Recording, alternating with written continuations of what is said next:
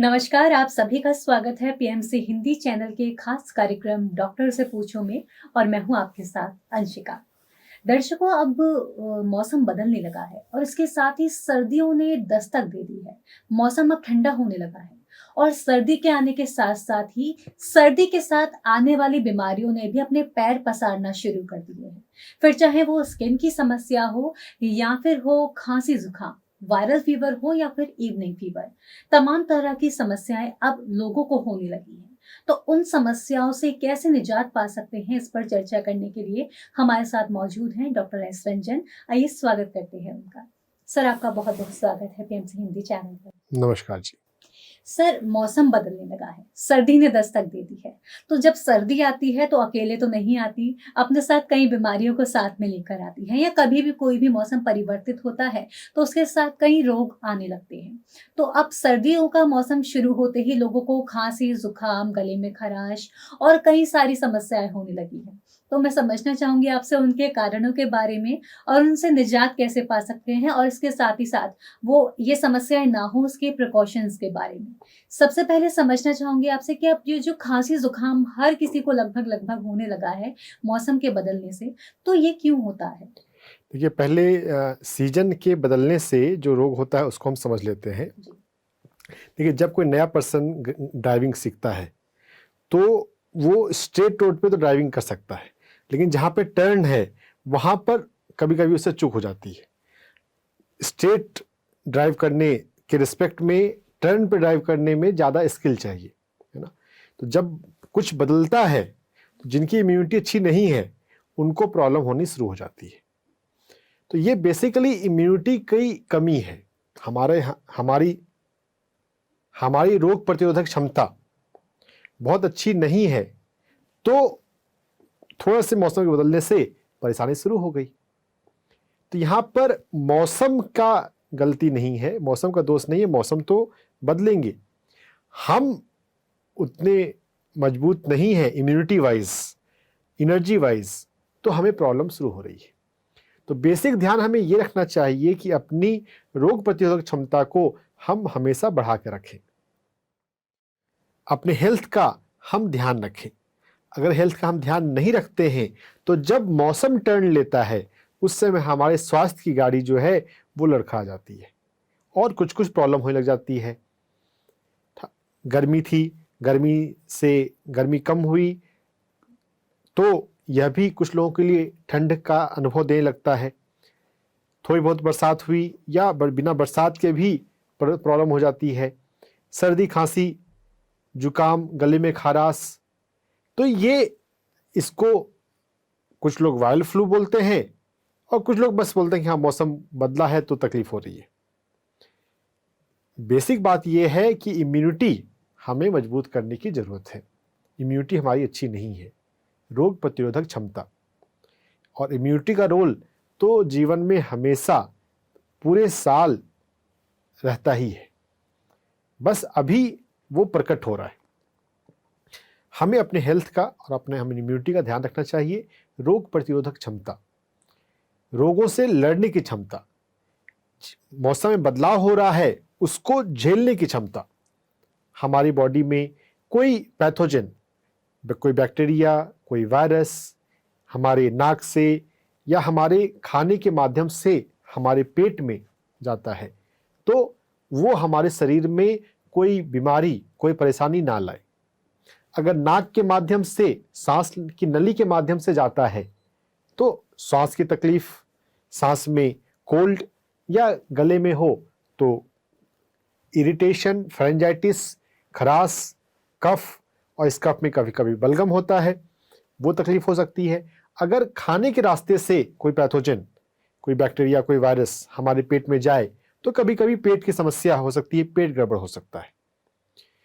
Bacteria और virus हमेशा हमारे बॉडी में और हमारे आसपास, हमारे वातावरण में होते हैं।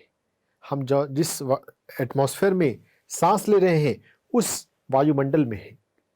लेकिन जब मौसम ने करवट बदली और हमारी इम्यूनिटी जितनी होनी चाहिए उतनी नहीं है तो वो सिम्टम बनकर प्रकट हो गई। तो इम्यूनिटी का रोल हमेशा रहता है। हमें अपने हेल्थ का, हमें अपनी इम्यूनिटी का ध्यान रखना चाहिए, अच्छे खाने पीने का, एक अच्छी लाइफस्टाइल का, एक एक्सरसाइज का, खुश रहने का, क्योंकि हमारे माइंड से भी हमारी इम्यूनिटी बहुत प्रभावित होती है। इम्यूनिटी डिस्टर्ब है, कम है, थोड़ी बहुत कम है, तो उतनी प्रॉब्लम हो रही है। तो हम बाहरी कंडीशन को बदल सकते हैं और भीतरी कंडीशन को बदल सकते हैं। मतलब मौसम बदल रहा है तो मौसम के अनुसार हम वस्त्र का प्रयोग करें, एसी चलानी है, नहीं चलानी है, स्नान किस तरह के पानी से करना है, ये एक है बाहरी कंट्रोल। और एक है भीतरी कंट्रोल कि हम अपनी नाड़ियों पर काम कैसे करें, हम अपने भोजन में क्या बदलाव करें और अपने माइंडसेट को कैसा रखें, जो कि हमेशा हमें ध्यान रखना चाहिए। लेकिन जब समस्या होती है तब हम बहुत बार जागते हैं। सर, इम्यूनिटी पर काम करें आपने जैसे कि बताया, तो इम्यूनिटी को कैसे मजबूत बना सकते हैं? हाँ, क्योंकि कई बार होता है कि हम लोग ना खाने पे जब ध्यान नहीं देते हैं तब इम्यूनिटी वीक होने लगती है। हम जी। लोग जंक खा रहे हैं, सोच रहे हैं कि इम्यूनिटी तो मजबूत हो जाएगी, तो वो तो होनी चाहिए। तो फिर हम किस तरह से उसका ध्यान रखें? जब हम जंक फूड, प्रोसेस्ड फूड खा रहे हैं, पिज्जा बर्गर खा रहे हैं, उस समय इम्यूनिटी हमारे फोकस में है ही नहीं। हमारे टेस्ट बड्स ये टेस्टी है, बस यही फोकस में है। यही तो दिक्कत है। बहुत लोग बस खाने के लिए जीवन जी रहे हैं। जीवन में जीने के लिए हमें खाना चाहिए, लेकिन हम हम अपने खाने जीभ के जी लिए, रहे हैं। अपने क्या टेस्टी है, किसको खाने से अच्छा लगेगा, मेरा ये फेवरेट बर्गर है, उसको खा रहे हैं। तो जब अगर हम अपने खाने पे ज्यादा फोकस करते हैं तो जब मौसम बदलता है तो तकलीफें होती है। समय रहते थ्रू आउट द ईयर अगर हम अपने हेल्थ को प्रायोरिटी बेसिस पर रखें, जीने के लिए खाएं, तो मौसम भी बदलेगा तब भी प्रॉब्लम नहीं होगी या कम होगी। इम्यूनिटी जो हम ऊर्जा के तल पर और माइंड के तल पे समझे, उसके साथ साथ हम भोजन के तल पे, फिजिकल तल पे भी समझे। नेचुरोपैथी में यह बात ज्यादा स्पष्ट रूप से प्रकट है कि अगर हमारी बॉडी में गंदगी होगी तो फिर इन्फेक्शन आएगा। और इसको एनालॉजी, सिंबोलिज्म में हम समझ सकते हैं कि अगर आपकी रसोई में सब बची हुई सब्जी है, बची हुई दाल है, अगर आपने वहां सिंक में साइड में रखा और उसे 2 दिन आपने फेंका नहीं, तो वहां पर कीड़े उड़ने लग जाएंगे, चलने लग जाएंगे। तो ये क्या बता रहा है, कीड़े क्यों आए? क्योंकि वहां पर गंदगी है। वैसे ही हमारे शरीर में बीमारी पैदा करने वाले बैक्टीरिया, वायरस क्यों आए? क्योंकि हमारे शरीर में गंदगी है। जो हमारे शरीर में नहीं रहना चाहिए, हट जाना चाहिए, अगर वो रुका रहे तो फिर वो बीमारी को, यानी कि बैक्टीरिया वायरस को, वायरल फीवर को, फ्लू को और दूसरे चीजों को हमारे शरीर में ले आता है। ये नेचुरोपैथी का एक बेसिक कंसेप्ट है जो कि बिल्कुल सच है। हमें समझना पड़ेगा डिटॉक्सिफिकेशन के महत्व को, हमें समझना पड़ेगा क्लींजिंग प्रोसेस के महत्व को, हमें समझना पड़ेगा फास्टिंग के इंपॉर्टेंस को। जब मौसम बदलता है तब नवरात्रि भी आते हैं और नवरात्रि स्पेसिफिकली फास्टिंग के लिए होते हैं। हमारे कल्चर में बहुत कम लोग इसकी प्रैक्टिस करते हैं, लेकिन कुछ लोग तो जानते और प्रैक्टिस करते हैं। नवरात्र के समय फास्टिंग करते हैं। हमारी सभ्यता में नवरात्र इसलिए बनाए गए कि हम इस बहाने फास्टिंग करें। तो बहाना चाहिए अगर हम होश में नहीं हो तो। अगर हमारी बॉडी के लिए होश में है, जब भी आपको जरूरत महसूस हो कि मेरी बॉडी में कोई हेल्थ प्रॉब्लम हो रही है, या ऐसे ही आपको लगे कि हाँ, जैसे हम घर की सफाई करते हैं वैसे अब समय हो गया है अपने शरीर की सफाई करने का, तो इंटरमिटेंटली जब भी कुछ दिनों के अंतराल पर हमें फास्टिंग कर लेनी चाहिए। कोई रूटीन भी बना सकते हैं कि हम सप्ताह में 1 दिन फास्टिंग करूंगा, नहीं तो महीने में 1 दिन फास्टिंग करेंगे। फास्टिंग तो करना है ताकि हम बॉडी को डिटॉक्स करने का, अपनी गंदगी को सफाई करने का समय उसे मिल जाए। तो जब हमारी लाइफ में ये प्रायोरिटी हो जाती है तो फिर हम अपनी इम्यूनिटी को बहुत आसानी वे से फूड के माध्यम से जो इम्यूनिटी को मजबूत कर सकते हैं। तो जैसे कि सर आपने बताया कि हमारी जो इम्यूनिटी है कहीं ना कहीं जब हम हमारी बॉडी में टॉक्सिन्स जमा हो जाते हैं तभी भी वो वीक होने लग जाती है। तो हमें उनको भी फ्लश आउट करना है जिससे कि जो इम्यूनिटी है हमारी वो और भी ज़्यादा अच्छे से काम करे। और यस। जो मौसम के बदलाव के साथ जो बीमारियां आती हैं उनको होने से उनसे जो हमारी एंटीबॉडीज़ होती हैं उनसे वो अच्छी तरह से लड़ पाएँ और हमको उन बीमारियों से बचा पाएँ। राइट। तो हमको इस तरह से काम करना है कि अपनी बॉडी में जो खाना हमें डालना है हम कह सकते हैं, क्योंकि जो भी खाना हम कंज्यूम कर रहे हैं वो हमारे शरीर को रिप्रेजेंट कर रहा है, हर चीज़ को वो रिप्रेजेंट करेगा कि हमारे जो होने वाली समस्याएं हैं सबको रिप्रेजेंट करेगा। तो हम खाना ही हम अन्न ही वो डालें जिससे कि हमें समस्याएं ना हो, और अगर होने वाले भी हों तो उनसे क्योर करने में, उनसे लड़ने में वो काम कर सके। यस। तो सर इसके साथ ही अभी खांसी जुकाम का आपने बता दिया, अब वायरल फीवर पर आपसे बात करना चाहूंगी, क्योंकि वायरल फीवर मौसम बदलने के साथ ही वायरल फीवर की जो मरीज होते हैं वो बढ़ने लगते हैं। तो वायरल फीवर क्या होता है और ये मौसम बदलने के साथ ही कैसे आता है, ये समझना चाहूंगी। देखिए, वायरल फीवर में नाम है कि वायरल, जी। यानी वायरस से ये फीवर हो रहा है। तो कुछ फीवर वायरस से होते हैं, कुछ फीवर बैक्टीरिया से होते हैं। बैक्टीरिया और वायरस ये दो कॉमन हैं। बैक्टीरिया और वायरस के अलावा भी कुछ फंगस होते हैं। तो वायरल फीवर ज़्यादा पॉपुलर है क्योंकि उसके इंसिडेंसेस, मतलब वायरस से होने वाले फीवर का नंबर अभी पिछले कुछ समय में बढ़ गया है। तो हम वायरल फीवर के लिए अधिक कॉन्शियस हो गए हैं। तो वायरल फीवर जो है, जो वायरस के अगेंस्ट कोई एंटीबायोटिक नहीं होती। बैक्टीरिया के अगेंस्ट में हम एंटीबायोटिक ले सकते हैं। एंटीबायोटिक हमारी बॉडी में जो हार्मफुल बैक्टीरियाज हैं, क्योंकि जब बैक्टीरिया की बात कर रहे हैं तो हमारे शरीर में हम हेल्पफुल या न्यूट्रल बैक्टीरिया भी बहुत होते हैं। इनफैक्ट नंबर वाइज उनके नंबर हमारे अपने सेल्स से ज़्यादा है, साथ साथ जीवन चल रहा होता है।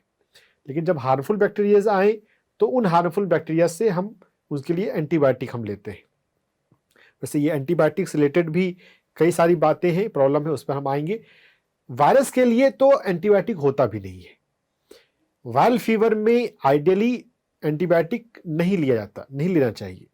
हाँ, कभी कभी अगर कोई डॉक्टर को ये लगता है कि हाँ इसकी इम्यूनिटी अभी डिस्टर्ब है तो कोई बैक्टीरिया का भी अटैक हो सकता है, तो बैक्टीरिया का अटैक होने पर प्रॉब्लम ना हो तो प्रिवेंटिव बेसिस पे भी कुछ डॉक्टर्स एंटीबायोटिक देते हैं।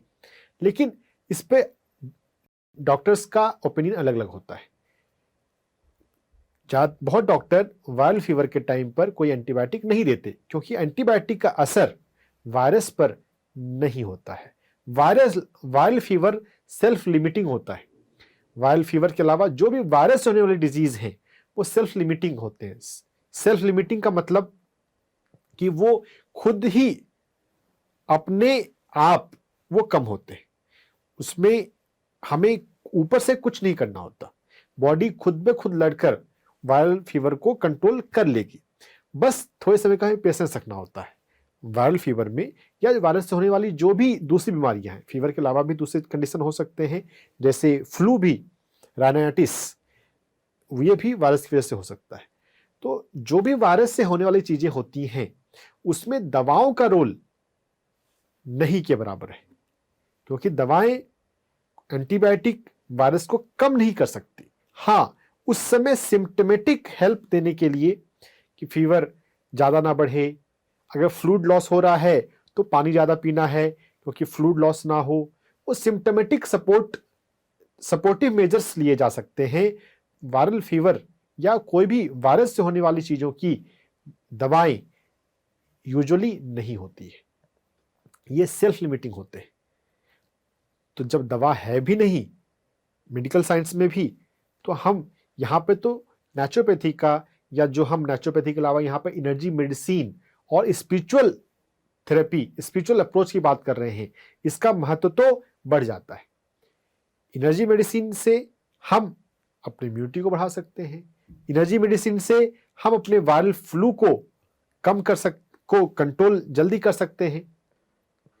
हमें वायरल फ्लू में दवाओं के माइंडसेट में नहीं रहना चाहिए, इस बात को समझना है। अगर हम ये नहीं समझेंगे, एंटीबायोटिक लेंगे तो एंटीबायोटिक का रेसिस्टेंस हो जाएगा। और ये मेडिकल में एंटीबायोटिक रेसिस्टेंस मेडिकल कम्युनिटी में एक बड़ी प्रॉब्लम है, एंटीबायोटिक अब्यूज़, क्योंकि फिर एंटीबायोटिक जब उसकी ज़रूरत हो तब भी वो काम नहीं करते। तो वायरल फीवर, वायरल फ्लू में हमें दवाओं से ज़्यादा अपने आप पर ही काम करने की ज़रूरत है। सर, तो हम क्या करें कि वायरल फीवर ना हो? हमें क्या क्या पहले से ही समझ लेना चाहिए? यस, क्योंकि हमें पता है कि अब अक्टूबर शुरू हो गया या नवंबर आने वाला है, सर्दियाँ आएँगी, तो हम कैसे अपने आप को प्रिपेयर करें? हम क्या चीज़ें कंज़्यूम करना स्टार्ट करें कि इम्यूनिटी बूस्ट हो जाए हमारी? हाँ, कंज्यूम करने के अलावा हम एनर्जी पर और फिर माइंडसेट पर भी बात जी। करेंगे। पहले भोजन के मामले में हम सोच लेते हैं कि हमारी बॉडी में एक्सेस वेट नहीं होना चाहिए।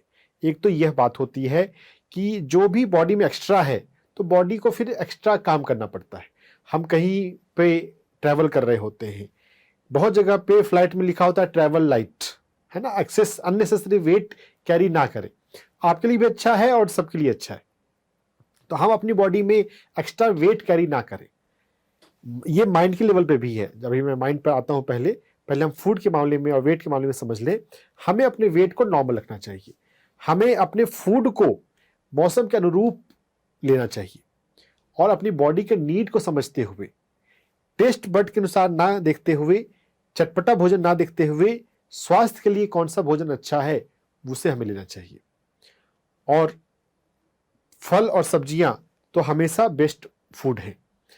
फल और सब्जियों को या किसी भी भोजन को जब हम आग पे चढ़ाते हैं, आग पर मसाले से पकाते हैं, भूनते हैं, जितनी देर भी कोई भोजन आग पर रहता है, उसका न्यूट्रिशन वैल्यू कम होता जाता है।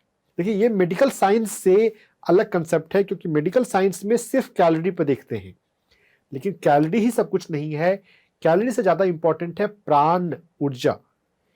हम प्राण ऊर्जा के लिए भोजन को अपनी बॉडी का हिस्सा बना रहे हैं। तो आग पर जितना भी कोई भी चीज जितनी देर पक रही है, उसका न्यूट्रिशनल वैल्यू प्राण ऊर्जा के कॉन्टेक्स्ट में उतना कम हो रहा है। फिर हम अपने भोजन को बस ले रहे हैं कि हाँ, अब पचाना आसान हो गया, अब ये ज्यादा टेस्टी हो गया, लेकिन प्राण ऊर्जा का कंटेंट तो अब कम हो गया है। तो वैसे भोजन को करना भी एक धरती पर एक भोग है। हम प्लैनेट अर्थ पे अगर हम स्पिरिचुअल कॉन्टेक्स्ट में देखें तो हम धरती पर अनुभव लेने आते हैं। तो भोजन का अनुभव भी एक अनुभव है। टेस्ट के लिए भी खा सकते हैं, लेकिन सिर्फ टेस्ट के लिए ही नहीं खाना चाहिए। हमें पता होना चाहिए कि हाँ, प्राण ऊर्जा किस में है। अगर हम भोजन को शक्ति ऊर्जा के लिए खाते हैं कि अब मुझे शक्ति चाहिए, मुझे एनर्जी चाहिए, तो फिर हमें भोजन में रॉ या फ्रूट्स और वेजिटेबल पर अधिक जाना चाहिए। आग पर पका हुआ भोजन कम मात्रा में हम लें। आग पर पका हुआ भोजन हमारे शरीर को उतना पोषण नहीं देता जितना फल और कच्ची सब्जियां देती है। हाँ, सब्जियों को भी अगर हम आग पे लगा रहे हैं, कितनी देर वो आग पर है, जो चीज आग पर जितनी अधिक देर है, उसकी प्राण ऊर्जा उतनी कम है। सर, एक सवाल था मेरा कि जैसा कि आपने बताया कि सब्जियों को जो हम पका रहे हैं, तो सब्जियों को पकाना भी दो तरह से होता है। एक तो हम तेल में पका रहे हैं या फिर एक बॉईल करके खा रहे हैं। तो क्या दोनों में ही प्राण ऊर्जा कम हो जाती है? क्या दोनों ही उतना ही हानिकारक रहते हैं फिर, या जो हम समझे कि दोनों में से कौन सा सही रहेगा? हाँ, यहाँ पे 2 पॉइंट है जी। एक पॉइंट तो है आग पर वो कितनी देर चढ़ा हुआ है। जी। जितनी देर आग पे चढ़ा हुआ है, उसकी प्राण ऊर्जा उतनी कम हो रही है। एक फैक्टर वो है। दूसरा फैक्टर है ऑयल। हमारी बॉडी के लिए ऑयल बहुत ज़्यादा फेवरेबल नहीं है, और ये बात रिसर्च में भी बहुत तक समझेंगे। बहुत सारे कार्डियोलॉजिस्ट अब इस बात को बोल रहे हैं कि ऑयल फ्री कुकिंग हो, जिसमें डीन ऑर्निस का नाम सबसे ज़्यादा आता है, कि अगर हम ऑयल फ्री कुकिंग कर लें तो हम हार्ट की डिजीज से बहुत अपने आप को सेव कर लेंगे। तो ये एक फैक्टर है हार्ट डिजीज के मामले में। सिर्फ एकमात्र यही फैक्टर नहीं है, और भी कई सारे फैक्टर हैं। तो ऑयल वाली कुकिंग और प्लेन कुकिंग, सादा भोजन, उबला हुआ भोजन, जस्ट बॉयल किया हुआ भोजन, या ऑयल का मिनिमल यूज, ये ज़्यादा बेहतर है in the term of oil. लेकिन आग पर जो भोजन चढ़ा हुआ है वो एक दूसरी बात है, कि आग पर जितना देर चढ़ा हुआ है, उसका प्राण ऊर्जा वाला तत्व, कैलोरीज में ज़्यादा बदलाव नहीं होगा। जो मेडिकल वाले में समझा जाता है कि हमें एक दिन में 1500 से 2000 कैलोरी लेनी चाहिए। अगर वेट लॉस करना है तो 1500 कैलोरीज तक हम लें। अगर नॉर्मल फूड है, नॉर्मल पर्सन को अगर वेट लॉस नहीं किसी को करना तो 2000 कैलोरी तक ले। और ये भी समय के साथ रेंज पहले कम हुआ है। पहले हम इसको 2500 से 3000 कैलोरी समझते थे। अब समझ में आया कि नहीं, ये तो ज़्यादा कैलोरीज हो रही है, क्योंकि मोटापा ज़्यादा लोगों में कॉमन है। अभी दुनिया में ये सिचुएशन है अंशिका जी कि कम खाने से लोग बीमार कम पड़ रहे हैं, ज़्यादा खाने से ज़्यादा बीमार लोग हो रहे हैं नंबर वाइज। वैसे बीपीएल फैमिली भी कुछ है, बिलो पॉवर्टी लाइन, वहाँ पे माल न्यूट्रिशन मतलब क्या खाया जाए ये पता नहीं है। ओवरऑल खाने की कमी तो बहुत ज़्यादा नहीं है, लेकिन अच्छा पोषण किस भोजन में मिलेगा ये जानकारी के अभाव में, और थोड़ा फाइनेंस भी एक सिचुएशन है। बहुत अभी हमारी समाज में 1/4 जनता के पास प्रॉपर फाइनेंशियल रिसोर्स और न्यूट्रिशनल रिसोर्स की कमी है। लेकिन फिर भी नंबर वाइज ज़्यादा खाने से ज़्यादा लोग बीमार पड़ रहे हैं, कम खाने से बीमार उतने अब नहीं पड़ रहे हैं। तो कैलोरीज जो है वो अब 2000 नॉर्मल वेट वाले पर्सन के लिए, और अगर जो वेट ज़्यादा है तो 1500 कैलोरी चाहिए। ये कैलोरी पॉइंट ऑफ व्यू से है। लेकिन कैलोरी पॉइंट ऑफ व्यू के अलावा प्राण ऊर्जा का कंसेप्ट और वात पित्त कफ का कंसेप्ट ये समझना जरूरी है कि मेरी बॉडी का कॉन्स्टिट्यूशन क्या है और उसके अनुसार मुझे कौन सा भोजन लेना चाहिए। अलग अलग व्यक्ति को अलग अलग भोजन सूट करता है, और इसके पीछे वात पित्त कफ का कंसेप्ट है। वेट का भी, वेट कम करना है तो फिर आपको कैसा भोजन लेना है। तो हर एक व्यक्ति को अपने बारे में चिंतन करना चाहिए, अपना समझना चाहिए। दूसरों को देखते हुए हम भोजन ना करें, दूसरों को हम कॉपी ना करें। हमें अपनी बॉडी को समझना है, अपनी वात पित्त कफ नेचर को जानना है, अपनी एनर्जी रिक्वायरमेंट, मुझे अपनी इम्यूनिटी बढ़ाने की कितनी ज़रूरत है, मुझे मेरी लाइफ में स्ट्रेस कितना कम करने की ज़रूरी है, उस हिसाब से सोचना है। हेल्थ को प्रायोरिटी रखना है, इम्यूनिटी को बूस्टअप करते रहना है। इम्यूनिटी अच्छी हो, संतुलित हो, तो मौसम के बदलने से सभी बीमार नहीं पड़ते। जिनकी इम्यूनिटी डिस्टर्ब है वही बीमार पड़ते हैं। सर, जैसा कि आपने बताया इम्यूनिटी को दुरुस्त रखना है, तो उसके लिए मार्केट में हम एक प्रोडक्ट जानते हैं च्यवनप्राश, जिसकी बहुत ज़्यादा मार्केटिंग बढ़ जाती है सर्दियाँ आती तो वो कितना ठीक है? क्या उसको हमें कंज्यूम करना चाहिए, हमें अपने रूटीन में ऐड करना चाहिए या नहीं? देखिए, च्यवनप्राश में जो मेन कंपोनेंट है, एक कंपोनेंट है आंवले का। ठीक है, आंवला विटामिन सी के लिए होता है। अलग अलग माइक्रो न्यूट्रिएंट्स जब हम कैलोरीज को कंसिडर कर रहे हैं, 1500 कैलोरी होनी चाहिए, और तो अलग अलग माइक्रो न्यूट्रिएंट्स भी हमारे अलग अलग तरह के विटामिन सी, विटामिन डी खासकर हर एक पर्सन को सिग्निफिकेंट नंबर पे लेना चाहिए। तो आंवला अगर हम डायरेक्ट ले सकें, देखिए जो भी डिब्बा बंद आ रहा है, अगर कोई व्यक्ति अगर प्रिपेयर कर सकते हैं अपने घर पे, तब तो ये आंवला या च्यवनप्राश हेल्थ के लिए अच्छा है, ले सकते हैं। ज़्यादा बेहतर है कि हम खुद उसको तैयार कर लें। नहीं तैयार कर सकते तो फिर च्यवनप्राश लेना भी हेल्थ के लिए ठीक है। लेकिन यहाँ पर बात है कि सिर्फ खाने पीने से ज़्यादा हमें एनर्जी हमारी बॉडी शरीर में नाड़ियाँ जो हैं हमारी, उन नाड़ियों की एनर्जी, जिसको एनर्जी मेडिसिन एक्यूप्रेशर में इन और यांग के रूप में हम डिवाइड करते हैं। फिर इन और यांग भी बाद में 5 कैटेगरी में डिवाइड होती है। उस कॉन्टेक्स्ट में भी थोड़ा हमें समझना चाहिए और अपने माइंडसेट पर भी काम करना चाहिए। सिर्फ फूड ही हेल्थ को डिटरमाइन नहीं करता है। मेडिकल फील्ड में भी लाइफस्टाइल मेडिसिन एक फील्ड डेवलप हुआ है पिछले 10 सालों में, बहुत नया फील्ड है। 2004 में ही American college of lifestyle medicine बना, और उसके तर्ज पे फिर इंडिया में भी अब Indian society of lifestyle medicine है, जिनके एग्जाम्स होते हैं और उसके लाइफस्टाइल मेडिसिन फिजिशियन तैयार होते हैं। तो लाइफस्टाइल मेडिसिन में प्लांट फूड, शाकाहार की बात हो रही है, और स्ट्रेस रिडक्शन, मेडिटेशन की बात हो रही है, रिलेशनशिप की बात हो रही है कि हमारे रिश्ते कैसे हैं, हम जैसा व्यवहार हमारे परिवार में 2 सदस्यों में, डिफरेंट फैमिली मेंबर्स में आपस में रिश्ते जैसे हैं, उससे भी हमारा हेल्थ प्रभावित होता है। यह मेन स्ट्रीम मेडिकल साइंस में भी अब बात पहुंच गई है। तो हमें उस पर ध्यान देना चाहिए। सिर्फ भोजन ही एकमात्र फैक्टर नहीं है। लेकिन जबकि हाँ, हम इसको समझते ही नहीं है, ऐसा तो हम हमारे दिमाग में कभी ये चीज़ आती नहीं है कि हमारा बिहेवियर क्या किसी बीमारी को लीड कर सकता है। यस, देखिए इसमें इसमें जो गलतियां हुई हैं वो गलतियां एलोपैथी सिस्टम की वजह से हुई हैं। हमने एलोपैथी को, जो कि वेस्टर्न सोसाइटी से आया है, यूरोप से आया है, हमने उसको जो से ज़्यादा कॉपी कर लिया है। अगर हम भारतीय परंपरा में, भारतीय सभ्यता में बने रहें तो यहाँ पर तो साथ में भोजन बनने में बैठने का, खाने की परंपरा रही है ना। साथ में भोजन बैठकर अगर आप करते हैं तो अपने आप आपका आपस में ज़्यादा बॉन्डिंग रहेगी। फैमिली वैल्यूज़, ह्यूमन वैल्यूज़ को हम अब महत्व कम दे रहे हैं वेस्ट को कॉपी करते हुए। हमें वेस्ट को कॉपी करने की ज़रूरत नहीं है। हमारा जो इंडियन सिस्टम है, जो कल्चर है, अपने आप में बहुत बढ़िया कल्चर है।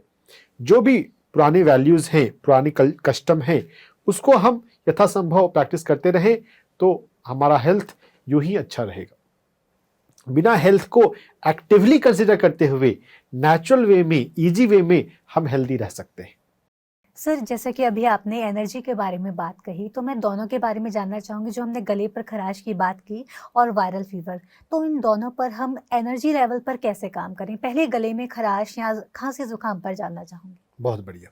देखिए, गले में खराश जब हो रही है तो क्या हो रहा है कि हमारा जो गले का रीजन है, जो कि बेसिकली रेस्पिरेटरी ट्रैक्ट का कनेक्शन है ना। वैसे फूड का ट्रैक भी है पीछे में, लेकिन जब हम गले में तकलीफ बोल रहे हैं तो हमारी नाक की तकलीफ होती है, बलगम भी बनता है। तो ये रेस्पिरेटरी ट्रैक्ट जो है, हमारा जो लंग का जो एक्सटेंशन है, लंग का ही बेसिकली वो एक्सटेंडेड पार्ट है, उसमें एनर्जी इम्बैलेंस हुई है।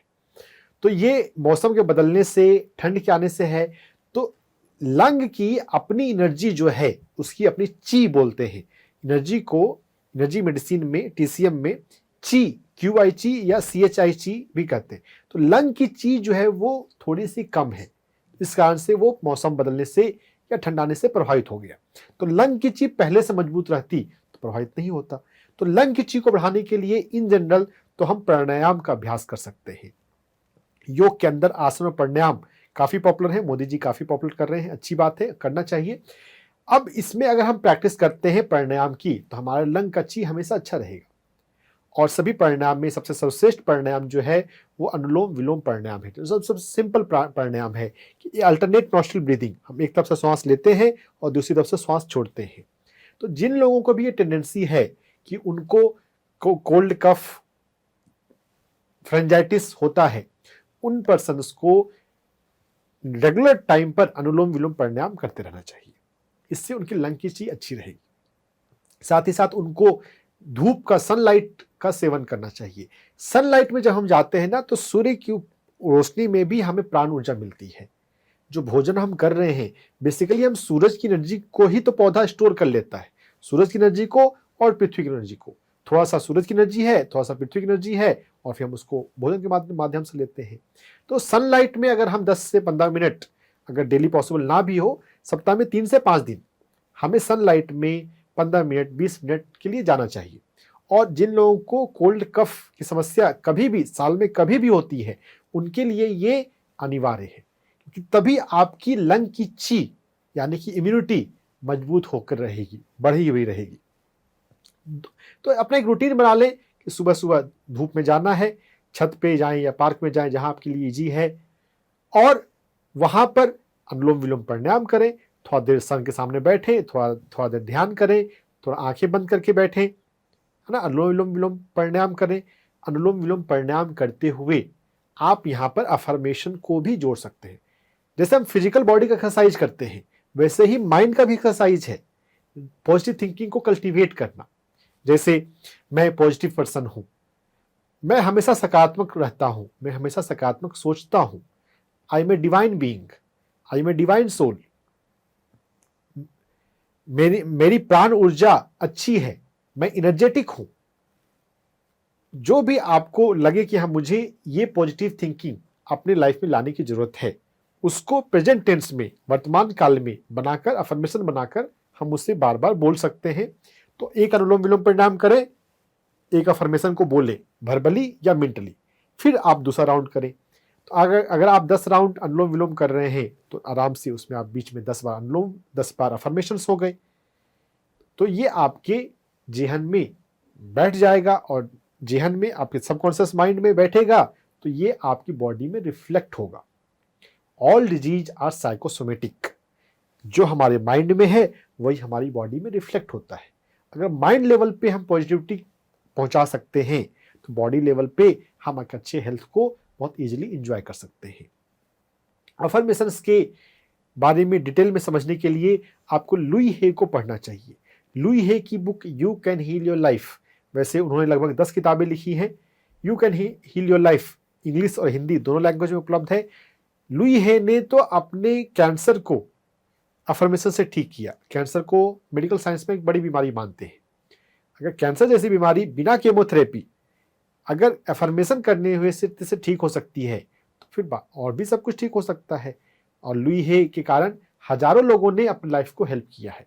अफर्मेशंस अब काफ़ी पॉपुलर हो चुके हैं, बहुत लोग यूज कर रहे हैं। हमें भी अपनी हर एक हेल्थ प्रॉब्लम के अलावा भी दूसरे प्रॉब्लम में भी हम इसका उपयोग कर सकते हैं। अपनी हर एक हेल्थ प्रॉब्लम में हम अफर्मेशंस का यूज करना सीखें। जो भी हम चाहते हैं उसको वर्तमान काल में बार बार बोलें, प्रेजेंट टेंस में। मेरी इम्यूनिटी बढ़ जाएगी ऐसा नहीं बोलना है। मेरे पास पर्याप्त प्राण ऊर्जा है, I have enough energy, I have enough प्राण ऊर्जा है, ऐसा बोलेंगे तो हम वैसी आदतें हमारी रहेंगी, वैसे हमारा बिहेवियर रहेगा जो प्राण ऊर्जा को बढ़ाता है। हम अपनी एनर्जी को अननेसेसरली वेस्ट नहीं करेंगे। तो अनुलोम विलोम प्राणायाम करना है, बीच में अफर्मेशन बोलते रहना है, सूर्य प्रकाश में जाना है। और एक्यूप्रेशर पॉइंट में अगर हम आते हैं तो हमारा लंग मेरिडियन होता है जो हाथ के अंगूठे में आता है। तो लंग मेरिडियन के LU6 पॉइंट को हम मसाज कर सकते हैं। लंग मेरिडियन में जो 11 एक्यूप्रेशर पॉइंट है, हम किसी को भी मसाज करेंगे तो लंग की ची इससे बढ़ेगी। लंग 6 LU6 एक अच्छा पॉइंट है। LU6 के बाद LU9 एक अच्छा पॉइंट है। LU11 जो कि अंगूठे के टिप पर है, हम अपने अंगूठे के टिप्स को मसाज करेंगे तो इससे हमारी लंग की ची बढ़ेगी। दोनों हाथों में हम LU6, LU9, LU11 इन 3 पॉइंट्स में से कोई भी 2 पॉइंट या तीनों पॉइंट पर काम कर सकते हैं। दिन में 2 बार या दिन में 1 बार हम इसको दबाए करें और अफर्मेशन करते रहें। हर एक्यूप्रेशर के साथ अफर्मेशन को जोड़ा जा सकता है।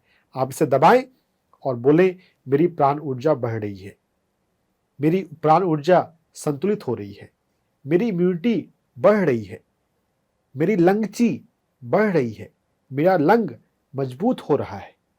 तो अफर्मेशन बोलने से भी हम भीतर से मजबूत होते जाते हैं। एक्यूप्रेशर और अफर्मेशंस को कंबाइन कर लिया जाए तो 1 और 1 मिलकर 2 नहीं होते, 11 होते हैं। एक्यूप्रेशर की प्रैक्टिस से अफर्मेशन मजबूत होता है और अफर्मेशन की प्रैक्टिस से एक्यूप्रेशर मजबूत होता है और दोनों के मिलने से आप मजबूत होते हैं। बहुत बहुत धन्यवाद सर, जो आपने बात बताई कि 1 और 1 मिलकर 11 भी हो सकते हैं। तो वो सिर्फ हमारा देखने का नज़रिया होता है।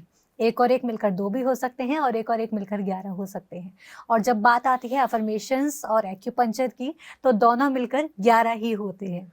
तो हमें इन सबको अपने जीवन में उतारने की ज़रूरत है जिससे कि हम सीजनल बीमारियों से बच सकें। सर, इसके साथ ही अब बढ़ते हैं अगले बीमारी की तरफ, क्योंकि अब जैसे कि मौसम बदल रहा है, सर्दियों का आना शुरू हुआ है।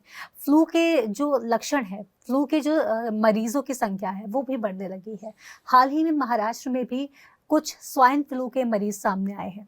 तो मैं इसके बारे में समझना चाहूँगी, क्या फ्लू और स्वाइन फ्लू अलग अलग होते हैं या किस तरह से इसको लें हम? फ्लू और स्वाइन फ्लू मेजर रूप से एक ही है। फ्लू के अंदर हम दूसरी वैरायटी भी आ सकती हैं। बेसिकली ये वायरस से होने वाला ही एक रोग है जिसमें कोल्ड, कफ, फीवर और कभी कभी पेट भी। कुछ फ्लू का इफेक्ट हमारे स्टमक पे, एब्डोमेन पे भी जाता है, तो लूज मोशन वगैरह हो जाते हैं, पेट दर्द वगैरह हो जाता है। तो बेसिकली इसको वायरस से होने वाली बीमारी के रूप में हम समझें। और वायरस होने वाली बीमारियों में एंटीबायोटिक काम का नहीं है। हाँ, प्रिकॉशन के तौर पे कुछ डॉक्टर्स दे देते हैं, वो अलग बात है। पर्सनली तो मैं उसे प्रेफर नहीं करता हूँ। अगर एंटीबायोटिक का एब्सोल्यूट इंडिकेशन अगर है, अगर बिल्कुल क्लियर कट साइन है कि हाँ बैक्टीरियल इन्फेक्शन है, तब एंटीबायोटिक देना चाहिए। बस सस्पिशन के बेसिस पे या प्रिवेंशन के बेसिस पर एंटीबायोटिक का प्रयोग मैं पसंद नहीं करता हूँ। और बहुत सारे डॉक्टर भी पसंद नहीं करते हैं, लेकिन हाँ कुछ डॉक्टर दे देते हैं। तो वायरल चीज़ों में या फ्लू में हमें एंटीबायोटिक काम आएंगी नहीं, हमें बस अपने बॉडी को सिम्टमेटिकली मैनेज करना है और सपोर्ट देना है, अपने आप को मजबूत बनाना है। तो यहाँ पर बात आएगी डिटॉक्स की। हमें जब तक फीवर हो, जो कि जनरली 3 दिन या कभी कभी ज़्यादा भी होता है, 2 दिन के लिए 3 दिन के लिए आपको अनाज खाना बंद कर देना चाहिए। आप लिक्विड डाइट पे या नॉन सीरियल डाइट पे आ जाएं। नॉन सीरियल मतलब जो भी सब्जियां बनी हैं या फल बने हैं, सूप है, मखाना है, ये डिशेज आप लें। अनाज को पचाने में बॉडी को थोड़ी सी मेहनत लगती है, तो बॉडी अपना रिसोर्स को डाइवर्ट कर सकता है। जो खून भोजन को पचाने के लिए इंगेज रहता, अब वो वायरस से लड़ने के लिए फ्री हो जाता है और बॉडी को डिटॉक्स भी कर पाता है। डिटॉक्स कर लेगा तो फिर आपके शरीर में वायरस रुकेगा नहीं। अगर नाली में कीड़े उड़ रहे हैं आपके सिंक में, अगर आपने सफाई कर ली तो कीड़े भी धीरे धीरे चले जाएंगे। तो सफाई जरूरी है। 3 दिन के लिए आपको सीरियल बंद कर देना चाहिए और लिक्विड डाइट पे आ जाना चाहिए। अगर वैसा नहीं कर सकते हैं तो सब्जियों पे आ जाइए। एक तो यह बात हुई बेसिक बात फूड के मामले में। दूसरी बात है एक्यूप्रेशर में, क्लर थेरेपी में। तो जब भी आपको फ्लू हो, फ्लू में जो फीवर है, तो फीवर के लिए मैं आपको बताता हूं क्लर थेरेपी। फीवर जो है एनर्जी के लैंग्वेज में यांग ची, जो कि सूर्य से कनेक्टेड है, उस ऊर्जा की अधिकता है। उसको कम करने के लिए हम बियोल एलाई मेरिडियन, जो कि इंडेक्स फिंगर पे नेल के एक तरफ होता है, एक फिंगर पे अंदर की ओर और बाहर की ओर, नेल का साइड बाहर का साइड हुआ और अंदर की साइड, दोनों तरफ 3-3 सुजोक मेरिडियन होते हैं, बियोल मेरिडियन, छोटे मेरिडियन। इसका मेन तो हमारी बॉडी में बाहर की तरफ है, जहां पर भी हम काम कर सकते हैं। कलर थेरेपी फिंगर्स पे ज़्यादा इजी वे में हो जाती है। तो हम बियोल एलाई मेरिडियन को ब्लैक कलर से हम कलर कर लेते हैं, और इस रीजन में LI11 है और यहाँ पे LI4 है। ये ज़्यादा इंपॉर्टेंट है। अगर हमें एक डॉट अगर लगा के करना हो, एक डॉट लगाकर भी जैसे निशान लगाते हैं, तो एक तीर या एक गोली अगर सही जगह पे लग जाए तो काम कर जाती है। तो वैसे ही एक पॉइंट LI4 और LI11 पे भी हम इन्फेक्शन को कंट्रोल कर सकते हैं। तो दोनों हाथों में ये करना है। अगर हम इसकी इंटेंसिटी को बढ़ाना है, जैसे एंटीबायोटिक में 500 मिलीग्राम का कोई एंटीबायोटिक लेने का डोज बढ़ाना है तो 750 मिलीग्राम भी करते हैं, है ना। तो अगर इसकी इंटेंसिटी को बढ़ाना है तो हम इसको भी 2 तरीके से इंटेंसिटी को बढ़ा सकते हैं। इस फिंगर का मिरर इमेज इस फिंगर पे आएगा। यहाँ पे 4 फिंगर हैं, थंब एक अलग कैटेगरी में आ जाता है। तो अगर हम इसको यहाँ से फोल्ड करें, जो मैं अपने को कर नहीं पाऊंगा, आपको बस इमेजिन करना है, तो इस फिंगर का इमेज यहाँ पर बनेगा। तो अगर ऐसे पेपर को फोल्ड करते तो ये लाइन जहां पर टच करे, यानी कि उस जगह पे भी हम ब्लैक कलर की ड्रॉ कर सकते हैं। ये एक तरीके से डोज बढ़ाना हुआ। दूसरे तरीके से हम इसको थंब पे, हमारी बॉडी में जीवी मेरिडियन है, तो बियोल जीवी मेरिडियन को हम यहां पर ब्लैक कलर कर सकते हैं। एलाई मेरिडियन, यांगमिंग मेरिडियन और जीवी मेरिडियन, गॉर्डिंग वेसल मेरिडियन, हम इन दोनों को ब्लैक कलर मैंने जो बताया है, इसको आप अपने में पूरी गाढ़ा कर लें। मुझे भी कोई फीवर नहीं है, मुझे भी जरूरत नहीं है। आप इसे जब करेंगे तो पूरा प्रॉपरली इसको मोटा करके डार्क कर लेंगे, और ऐसा दोनों हाथों में करेंगे। और ये लगभग 6 घंटे के लिए दिन के समय होना चाहिए। वैसे शाम के समय भी करेंगे तो इफेक्ट थोड़ा बहुत तो होगा, लेकिन बेस्ट इफेक्ट दिन में आता है। तो ये यांग ची को कम करेगा, आपके फीवर को कम करेगा। बहुत मैंने इसके प्रयोग करे हैं, बहुत लोगों को फीवर कम कंट्रोल करने में ये आसानी होती है, और ये हर तरह के फीवर में काम आता है। वायरल फीवर में तो, फ्लू में तो काम आएगा ही। अगर बैक्टीरियल फीवर हो जिसमें एंटीबायोटिक देना पड़ रहा है, उसमें भी इसे हेल्प होता है। तो हम ये प्रयोग कर सकते हैं। इसके अलावा हम प्राण मुद्रा का प्रयोग कर सकते हैं। मुद्रा में हम 5 तत्वों को समझते हैं और बैलेंस करते हैं। 5 तत्व है मिट्टी, पानी, अग्नि, हवा और आकाश। ये पांचों एक एक फिंगर से जुड़े हुए होते हैं। रिंग फिंगर में पृथ्वी तत्व जुड़ा होता है और लिटिल फिंगर में जल तत्व जुड़ा होता है। तो इन दोनों को जब आपस में अग्नि तत्व वाले फिंगर यानी कि अंगूठे से हम मिला के रखते हैं तो इससे हमारे शरीर में जल तत्व, पृथ्वी तत्व, अग्नि तत्व ये तीनों आपस में संतुलित होते हैं और इस तरह से प्राण ऊर्जा बढ़ती है। अगर काम कर रहे हैं तो आप एक हाथ को लगाकर यहाँ पर आप पेपर टेप माइक्रोपोर लगा लें और इसको छोड़ दें। सोते समय आप अपने दोनों हाथों में लगा सकते हैं। प्राण मुद्रा लगाकर आप 4 घंटे के लिए, 6 घंटे के लिए छोड़ सकते हैं। तो इससे हमारे शरीर में प्राण ऊर्जा बढ़ती है, इससे हमारी इम्यूनिटी बढ़ती है। आपको फ्लू हुआ हो या फीवर हो या इनफैक्ट कोई भी डिजीज हो, आप प्राण मुद्रा का प्रयोग, ये एक बहुत जैसे अनुलोम विलोम प्राणायाम है, प्राणायाम के मामले में प्राण मुद्रा हर एक मुद्राओं में सबसे सिंपल लेकिन बहुत इफेक्टिव मुद्रा है जिसको हम हर डिजीज में प्रयोग कर सकते हैं। तो इससे आपको फ्लू को मैनेज करने में आसानी होगी।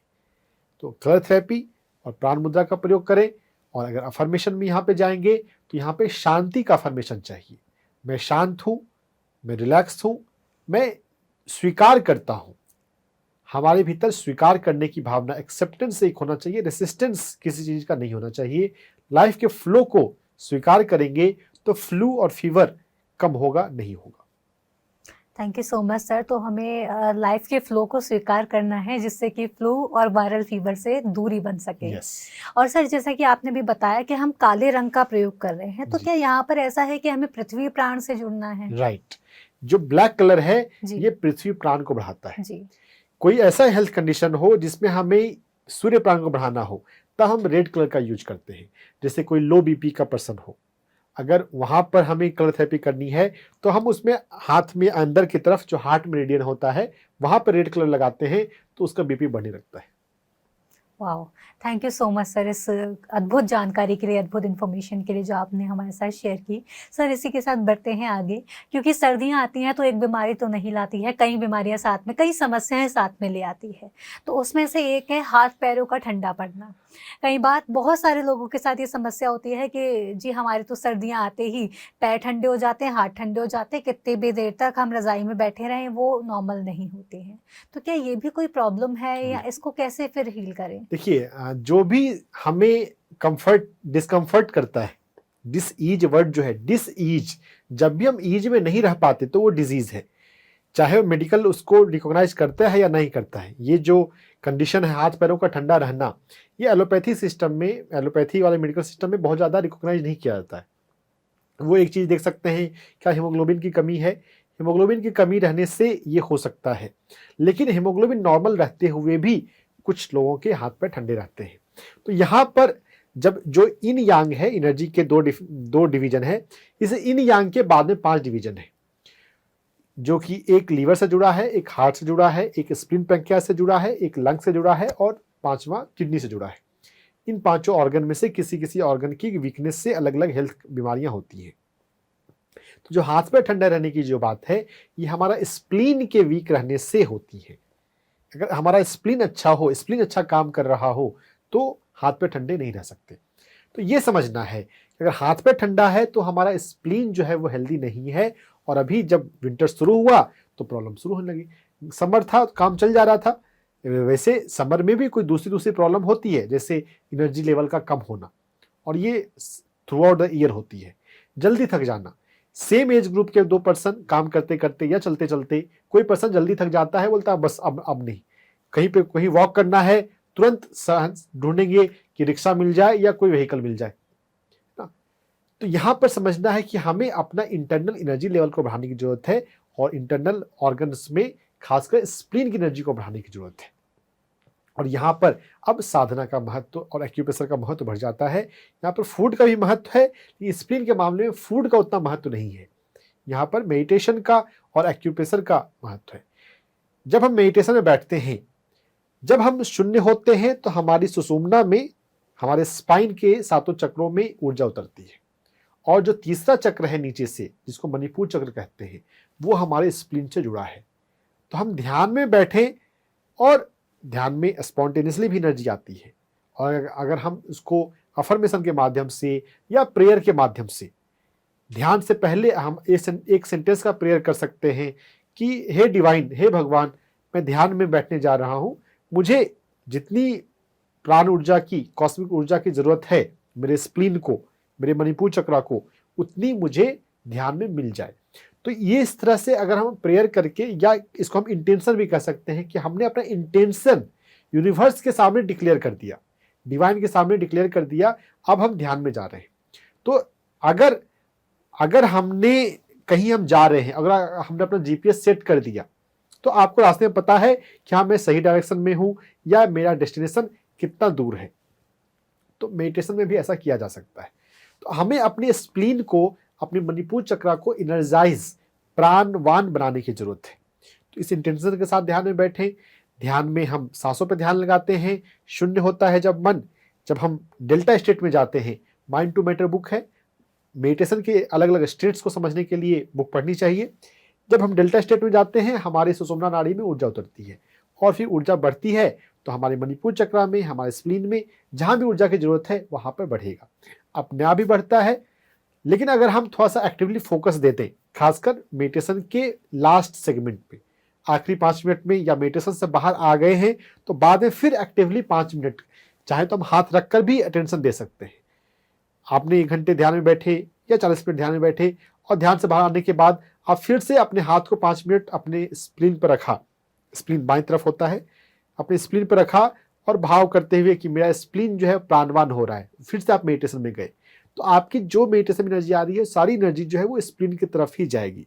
Where ever attention goes, energy flows. जहां भी आपका ध्यान होता है, ऊर्जा उस तरफ डाइवर्ट होती है।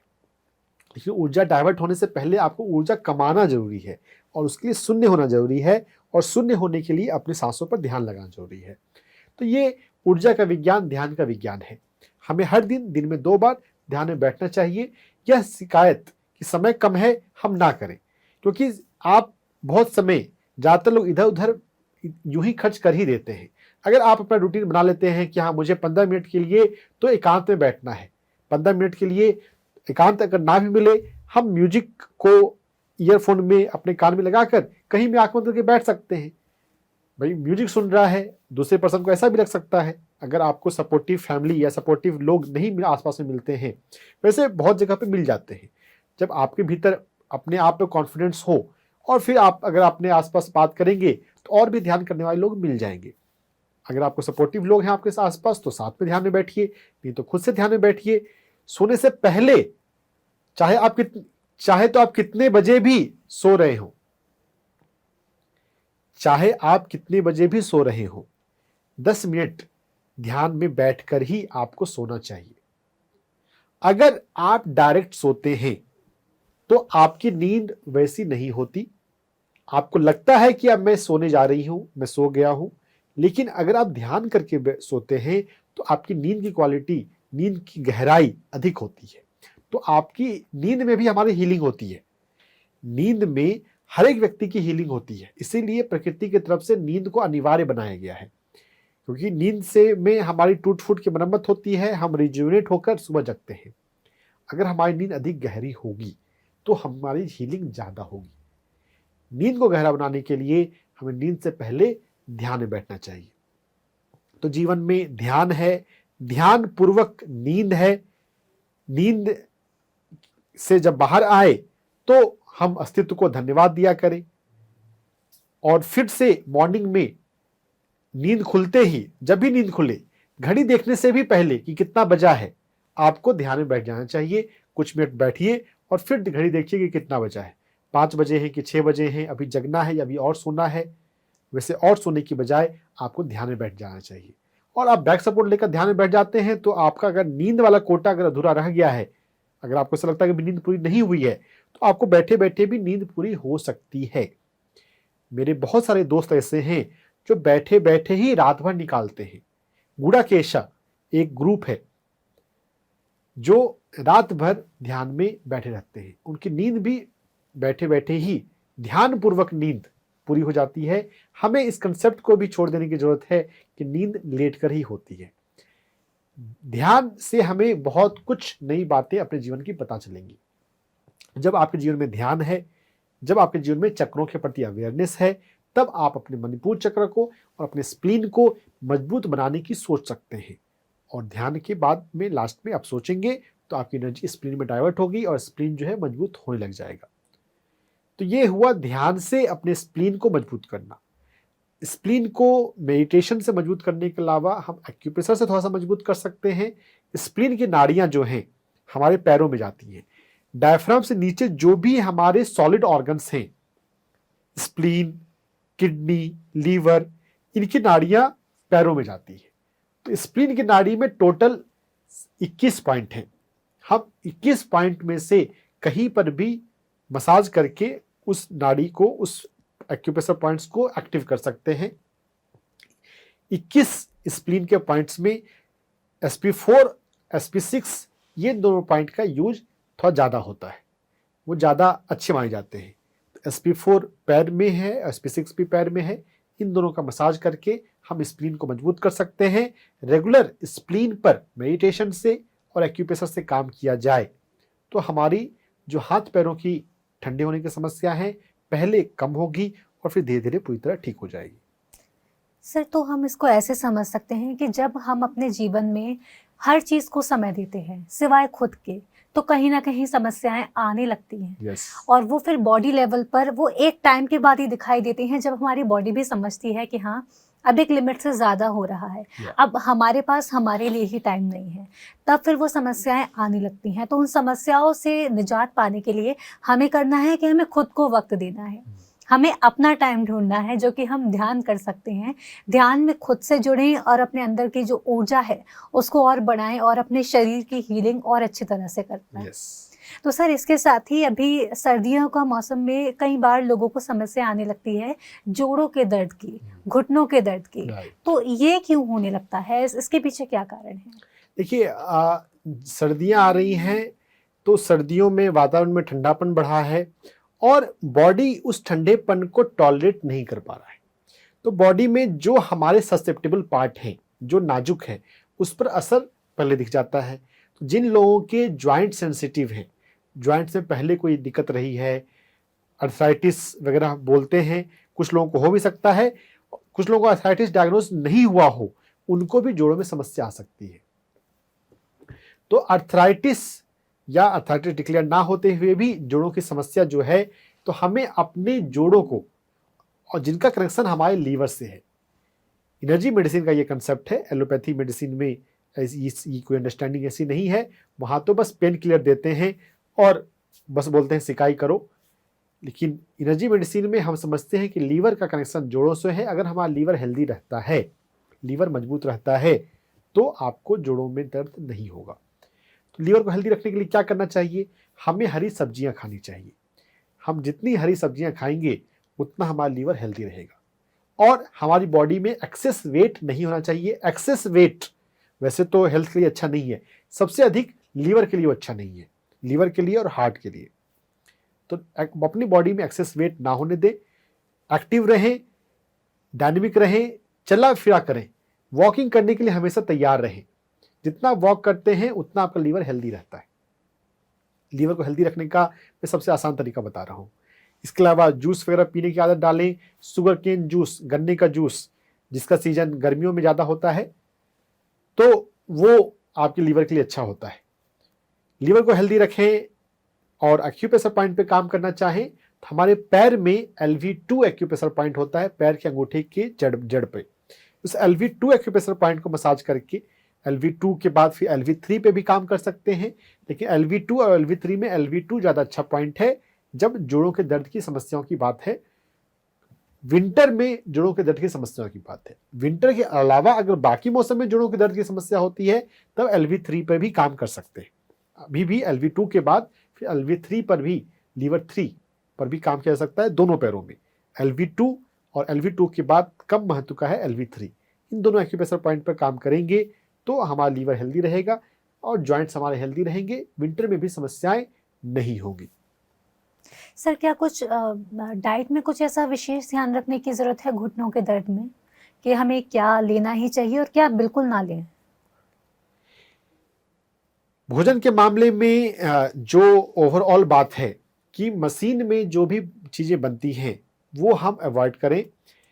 जो भी हम खा रहे हैं ये माइंडसेट हमारा होना चाहिए कि ये हमारे खून में मिलने जा रहा है, ये हमारे खून का पार्ट बनने जा रहा है।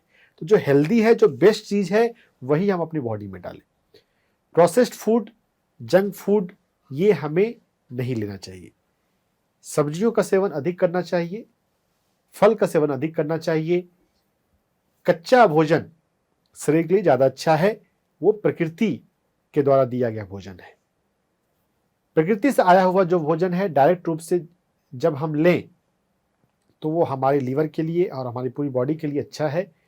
थोड़ा कच्चा खाने की, अपने दांत की उपयोग करने की आदत हम डालें। जितना हम दांतों से चबाएंगे और वैसा भोजन लेंगे जिसको चबाना पड़ता है, तो वो हमारे शरीर के लिए अधिक लाभदायक है। और हरी सब्जियां, जो भी हरा रंग का होता है, वो लीवर के लिए अच्छा होता है। तो हरी सब्जियां का प्रयोग हम किया करें। फास्टिंग सप्ताह में 1 बार हम किया करें। फास्टिंग भी स्वास्थ्य के लिए बहुत अच्छा है। Thank you so much sir, ये जो इतनी सारी इन्फॉर्मेशन आपने शेयर की, इतनी सारी जानकारी आपने जो हमको दी है कि अगर हम खाने को इस तरह से कंज्यूम करेंगे कि ये हमारे ब्लड में मिलने जा रहा है और इससे हमारी ओवरऑल हेल्थ, चाहे वो हमारे हेयर हो, स्किन हो या और बाकी के ऑर्गन्स, उनके फंक्शंस पर, उनके अपीयरेंस पर डिपेंड करता है जो हम जो भी कंज्यूम करते हैं। तो हमें ये ध्यान रखने की बहुत बहुत बहुत ज़्यादा ज़रूरत है। सर, इसके लिए बहुत बहुत धन्यवाद, आपने अपना कीमती समय हमको दिया। और जो सीजनल डिसीज़ हैं, सर्दियों के शुरू होने वाली जो समस्याएं हैं, उन पर जो आपने जानकारी दी कि हमें कौन सी समस्या में कैसे उससे निजात पानी है और वो समस्या हो ही ना, उसके लिए क्या कुछ प्रिकॉशंस रखने हैं, उसके लिए बहुत बहुत धन्यवाद। धन्यवाद। Thank you. तो दर्शकों, इसी के साथ आज के इस एपिसोड में इतना ही। आज के एपिसोड में हमने कई बीमारियों पर चर्चा की। सर्दियां आने लगी हैं, मौसम ठंडा होने लगा है और सर्दियों के साथ आने वाली कई बीमारियां और उनसे कैसे निजात पा सकते हैं, इस पर हमने डॉक्टर साहब से चर्चा की और उनसे काफ़ी सारा ज्ञान हमने लिया कि हमें इन बीमारियों से कैसे निजात पानी है। लेकिन यदि फिर भी आपके मन में कोई भी शंका है, कोई भी सवाल है, तो उस सवाल को आप हमें भेज सकते हैं। हमारा व्हाट्सएप नंबर आपकी टीवी स्क्रीन पर फ्लैश हो रहा है। इस नंबर पर आप अपना सवाल भेजें। सवाल में आप अपना नाम, अपनी उम्र और आपका जो भी सवाल है उसे ज़रूर मेंशन करें डिटेल में, जिससे कि हमें समझने में आसानी हो। और इसके साथ ही अगर आपकी कोई और समस्या है, कोई और बीमारी आपको है और उससे आप निजात पाना चाहते हैं, तो उस बीमारी को भी लिखकर आप हमें भेज सकते हैं। इसके साथ ही ये लिखना ज़रूर ध्यान रखें कि जो बीमारी आपको है, उस बीमारी में आपको क्या समस्या हो रही है। उसके मेडिकल टर्म के साथ आप ये भी ज़रूर लिखें कि आपको उस बीमारी में क्या समस्या हो रही है, कब से समस्या हो रही है, जिससे कि हम आपकी जो समस्या है उसका निदान आप तक पहुंचा सकें और उसका सही सटीक तरीका आपको बता सकें कि आपको कैसे उससे निजात पानी है। तो दर्शकों, इसी के साथ आज के इस एपिसोड में लेती हूँ आपसे आज्ञा। फिर होगी आपसे मुलाकात डॉक्टर से पूछो कार्यक्रम के एक और एपिसोड के साथ। तब तक के लिए आपका ही मत जाइए, देखते रहिए पीएमसी हिंदी चैनल। नमस्कार।